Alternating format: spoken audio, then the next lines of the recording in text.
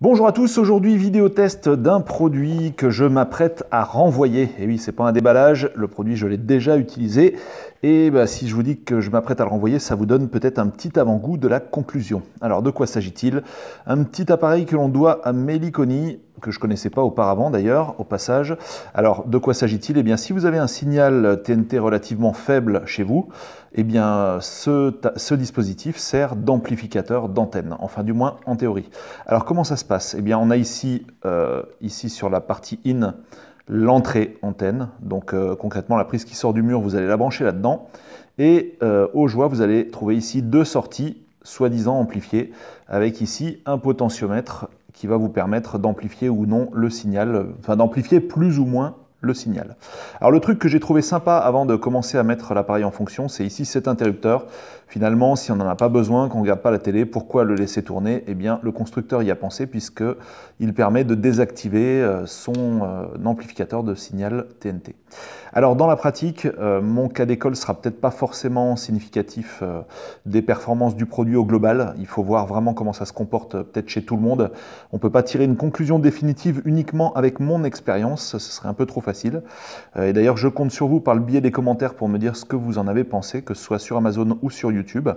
En tout cas, dans mon cas, le bilan est très négatif, puisque j'ai donc attendu une soirée pendant laquelle il y avait un signal très mauvais. En temps normal, ça fonctionne pas trop mal. Je reçois la TNT HD sans trop de soucis, sans aucune saccade. Mais effectivement, par mauvais temps, la nuit, il peut arriver que la réception soit mauvaise. Donc ce phénomène est arrivé pas plus tard que la semaine dernière, en fin de semaine. Et je me suis demandé donc ce que ça valait. Je l'ai branché. Et première constatation, lorsque je l'ai branché, aucun changement. J'avais toujours exactement les mêmes parasites, l'image qui se bloquait même complètement, parfois très longtemps. Et ce que j'allume le bouton power à l'arrière ou pas, ça ne changeait strictement rien. Alors à un moment, je me suis dit qu'il y avait peut-être un problème de câble. Il y avait un adaptateur, il y avait deux câbles l'un derrière l'autre pour aller vers la télé.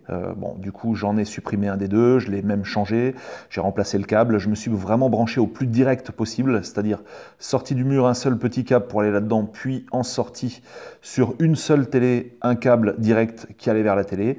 Et là, à un moment, on s'est dit, ouah, ça marche, c'est génial. D'un coup, on se remet à voir l'image.